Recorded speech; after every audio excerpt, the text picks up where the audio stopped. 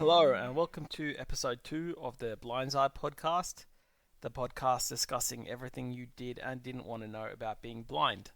My name is Connor, and I am your host.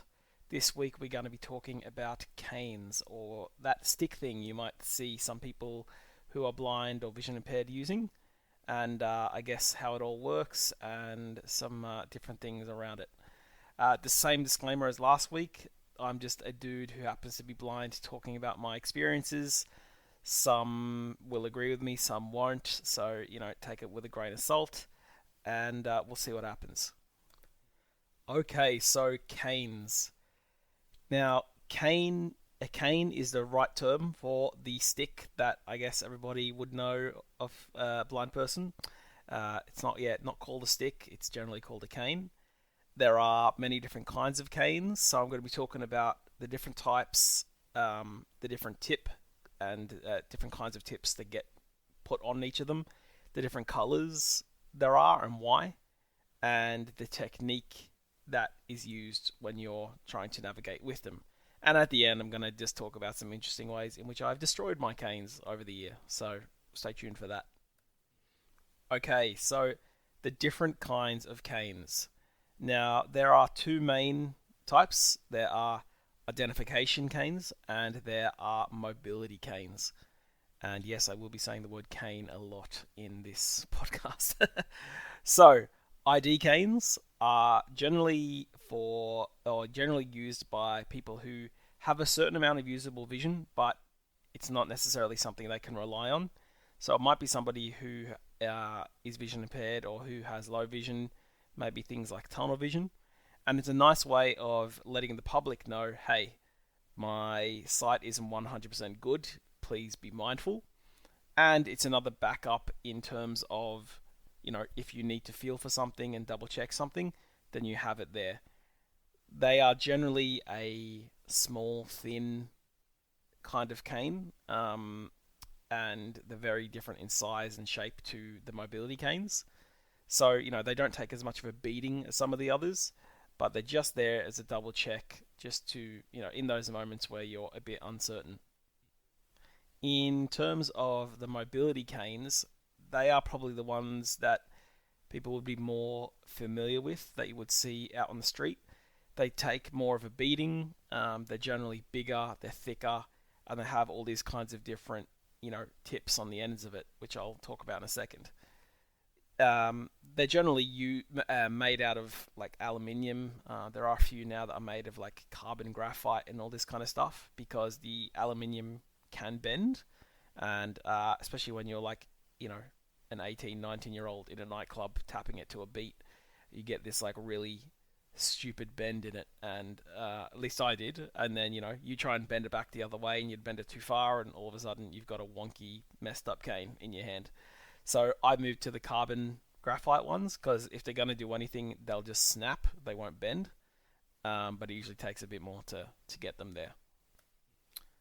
Okay, so let's talk about tips, baby. No. Alright, so the different kinds of tips. Now, these serve a purpose because you might use a different kind of tip for a different scenario or terrain. So there is one that's called a pencil tip, and it's a bit like a pool cue or a snooker cue at the end of it. It's generally pretty good for things like a footpath or a road, but it can, at least in my own experience, be pretty easy to get stuck in little cracks and stuff in the ground if the footpath isn't that well maintained.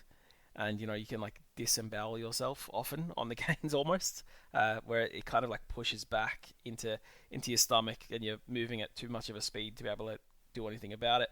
Before you're almost pole vaulting on your own cane, which is a sight to see, I'm sure. I tend to use a rolling tip, and that's for a few reasons. The rolling tip means I don't have to pick it up and tap it left to right. I can just roll it left to right. And with the rolling tip, it's probably about the size of a tennis ball, and it has a ball bearing in it to let it roll. And I like that because it gives me constant access with the ground, or constant contact with the ground, because there can be a bit of a thing where you're swinging it right to left, and you could miss something by half an inch, and that could be the difference between you assuming nothing is there and then finding out very soon that you were wrong, and then shit happens. But yeah, so I use that kind of cane tip. There are also other ones that are for more off-road, off-terrain kind of situations. So there's one in particular that I'm thinking of. I think it's called something like the Bush Bindu or something like that. And it's essentially a tip that's been made to not get tangled up in long grass and things like that. So if you are going hiking, or if you're going for a walk with people, or if you live in a rural kind of area, that your cane isn't getting snagged on things based for the fact that that's what's around you. And you can switch all of these up. Like I probably have 5 or 6 different kinds of ones at home, and it's just a matter of taking off one and putting on the other. Not that I personally ever do, but that's what it is. So those are the 3 main kinds of tips, and there are lots of other variations, but they kind of tend to be variations on one of those 3 styles, because there is no one right way. A lot of it is about preference and about, as I said, the terrain you're in, or just what works for you. As I said, I prefer for my cane to be on the ground. I don't like to pick it up and tap it left to right, but that's just me. That's not right or wrong. That's just me. That moves us on to the question of color.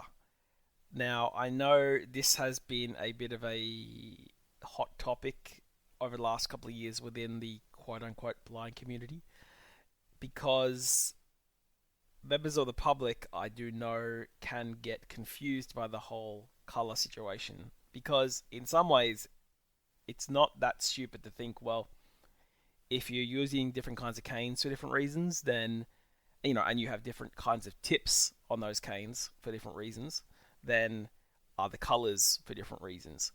And I guess to a small extent that's true, but not so much in the way that you would think. So the color matters mostly in terms of how reflective it is. That's why the traditional is a white or a white and a red, and that's purely just because in 90% of the situations you're going to find yourself in, whether it's nighttime or daylight, it's going to be a fairly visible sign. It's going to catch the eye. If lights get shone on it late at night, they're going to reflect, things like that. But I know people that have a black cane for certain occasions. There might be black tie or formal affairs, or if they're going to board meetings or professional kinds of dues, then they might wear black because they might have a black one because they might be wearing black with the rest of their body. But at the same time, you don't want to be walking around the streets and trying to cross a street with a black cane, because then it's going to be a lot harder to see. So in that situation, you wouldn't use it. But I do know people, I know people have green and pink and purple and mixed colored and everything like that. And it's purely just a fashion choice, really. And that might sound strange for people who can't see or who can't see that well, but there are plenty of people who, like myself, I could see until I was 12, so I still know what colors are. I had favorite colors when I could see. So, I still have my preferences. And I guess, look, there's no law against having, being aesthetic. Just because you can't see, you're still allowed to care about appearances and things like that. So, but that's generally why. It's just a choice, and I guess a kind of a fashion thing. I once even had a cane that was the same colour as the Irish flag, because my family are Irish. I grew up there, and it was a great little talking point, especially when I was at university or something. It can be hard to walk up to people and start a conversation when you can't see them. So it was a nice little way for me to draw people to me and have something to talk about. But yeah, it wasn't for any other reason than just purely the look. And finally, before we get onto the fun stuff, I'll talk about technique. So I kind of mentioned a few minutes ago that you swing left to right, and for somebody who doesn't know any better, I guess the whole motion can look a bit ungainly. Like it looks like maybe you're flailing around, just hoping to find things. And in certain situation, I guess in a certain way you are hoping to find things, but there's a method to it. It's not sort of as hopeful, I guess, as it may look. So basically, if you can think about it like this, the way you get taught to use your cane is to put it in front of the foot you're about to step with. So if I'm holding my cane in my right hand and I'm about to step forward with my right foot, I will swing my cane over to my left, over in front of my left foot as I'm taking that step with my right. And then as I step forward with my left, I'll swing it back over in front of my right. So it means that I'm always checking the step that I'm about to take is clear. And I guess that's a bit more preferential than trying to do it the other way around, where you're just putting it in front of the foot you're about to step with, because you can't really get up any kind of rhythm, and it's just not very practical. It's not as smooth. So it basically just means that with every step you take and every move you make, I won't be watching. No, it just means that you are able to check what you're about to step in front of, and you're able to move with a bit more speed and rhythm. And that's the technique. And as I said, some people prefer to lift the cane up while they're doing that and tap, and other people like me are lazy, and I just prefer to roll it, because I don't really want to be picking it up a couple thousand times a day, and it gets hard on the wrists and things like that. So for me, it's more comfortable to just have it on the ground, but for others, they tap. So that's the serious stuff out of the way. I did say that I'd have a talk about some interesting ways in which I've destroyed my canes over the years. So the first I can think about is I used to study music at TAFE when I was about 18, 19. And, as you do when you're that age, you just kind of dicking around at lunchtime and stuff like that. And I can't exactly remember how, but for some reason the cane broke. And we decided, as good music students do, that we would gaffer tape it together. And you're talking about 5 foot of a cane here. So we used, the one resource that's always available in a music context, being gaffer, because it fixes basically everything. And so we decided we'd gaffer tape it together. And it was a disaster because it didn't hold. Like, it was wonky. It was just kind of moving around as I was swinging it. It just had this looked like this oversized novelty cigar with this fat amount of tape on it. It was like, a grey silver kind of tape, so it looked atrocious. But, you got there's 4 hours of classes left, and at the time I was a bit dumb. Like, I only kept one cane on me at any given time, so I never had a backup just in case things went wrong. And, I learned that lesson far too late in some ways.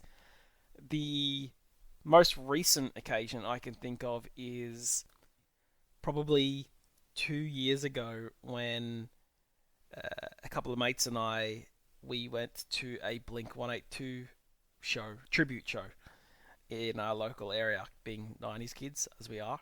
So we were drinking like pretty heavily all night. I think we had 2 drinks in our hand at all times all night. And, what do you do when you have a drink in your hand?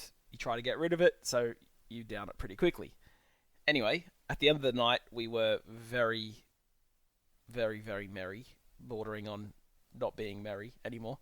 And a mate ran into us who was driving home, who was a designated driver. He offered to give us a lift, and as I was getting in the car, almost, I'd say probably half conscious at this point, or definitely not in a good state, my mate Sam goes, "Hey, do you give me a cane?" So me not even asking the question, handed it over. And anyway, Sam decided in his wisdom, if he ever listens to this, that he would practice his golf swing in the middle of the car park. And basically, what happened was the last segment of the cane that has the tip on it, probably about, I don't know, 10, 11 inches worth of cane with a tennis ball at the end of it, essentially, went flying. And we never exactly found out where it went. We think it ended up near a railway line. There wasn't any trains going at the time because, it was a reasonable hour, and it was 12 o'clock at night, and Sydney is cool like that, because people don't need to get around after 12 o'clock at night, so all the trains were stopped. So nothing bad happened, but we did it. We were dicks, but we did it. It was one of the more interesting ways in which my canes have been destroyed.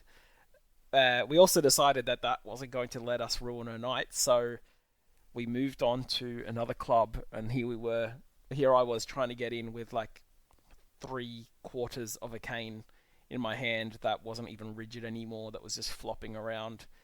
But, you gotta live and let live.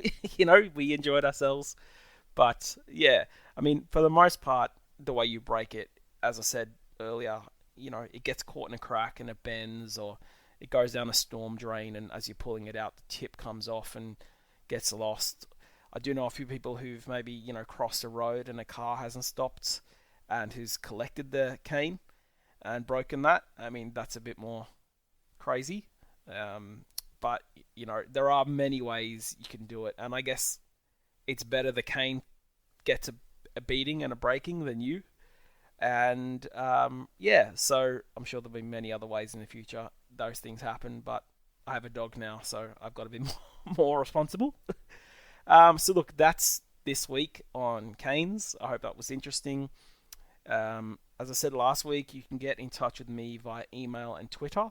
So you can email me at blindseyepodcast@gmail.com. That's BLINDSEYE podcast@gmail.com, or you can tweet me at blindseyepod, and yeah, send through your questions or whatever. And yeah, as I said before, I'm going to try and cover a new topic, and we'll see how it goes. So thanks for listening. Cheers.